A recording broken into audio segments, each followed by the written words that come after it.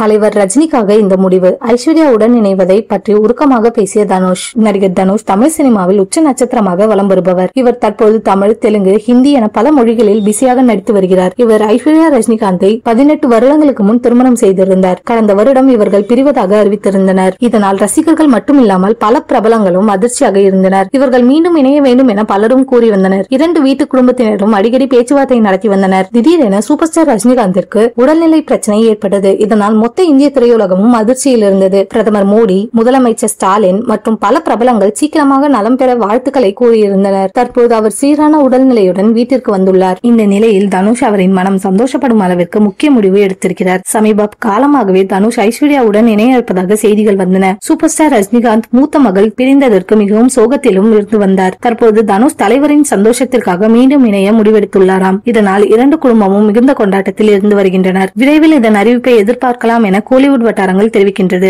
அடுத்த வாரம் வேட்டையன் ரிலீஸ் ஆக இருக்கிறது. இந்த படத்தை தியேட்டரில் பார்க்க தனுஷ் மற்றும் ஐஸ்வர்யா ஒன்றாக வரவும் வாய்ப்பிருக்கலாம்.